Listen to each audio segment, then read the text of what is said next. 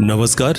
Book audio में बहुत बहुत स्वागत करता हूं। मैं आपका दोस्त ब्रजेश और दोस्तों आज लेकर के हाजिर हूं रवि रंजन गोस्वामी का लघु उपन्यास मानव।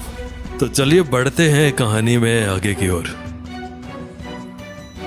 चुनाव की भागदौड़ से निजात पाकर मानव शाम को कॉलोनी के पार्क में टहलने गया। पार्क में बाउंड्री से सटा एक रास्ता बना था। लोग उसी पर पैदल चलना या दौड़ना पसंद करते थे। मानव उस पर मध्यम गति से टहल रहा था। फिर उसका मन दौड़ने का किया तो वो दौड़ने में प्रवृत्त हुआ। जैसे ही वो दौड़ा, बाउंड्री के बाहर से एक व्यक्ति ने उस पर तमंचे से गोली चला दी। ये संयोग था कि जिस पल उसने गोली चलाई, मानव ने दौड़ना शुरू किया और आगे निकल गया और गोली से बाल बाल बच गया। उसने एक आदमी को पार्क के बाहर सड़क पर भागते देखा, किंतु शाम गहरा चुकी थी। शाम के धुंधलके में वो उसे पहचान नहीं सकता था।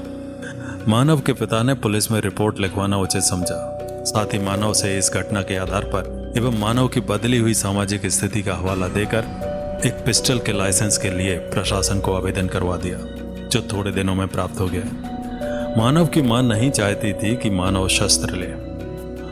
दादाजी से मां ने दोनों को समझाने को कहा। दादाजी ने उन्हें ही समझा दिया।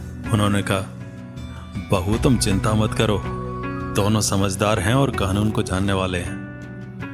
कुछ क्षणों का उन्होंने विराम लिया और फिर आगे कहा, अच्छे होने के साथ अगर आप साधन संपन्न और शक्तिशाली भी हैं तो आप समाज के बहुत काम में आ सकते हैं। मानव की मां ने पूछा, गुस्से में किसी पर गोली चला दी तो? दादाजी ने कहा, थोड़ा आत्मानुशासन तो चाहिए। मानव की पिस्टल सिर्फ आत्मरक्षा के लिए है। ये बात मैं उसे याद दिला दूंगा। उसी दिन उन्होंने मानव को समझाया भी। और कहानी जारी रहेगी अगले अंक में। तो मिलते हैं अगले अंक में। नमस्कार।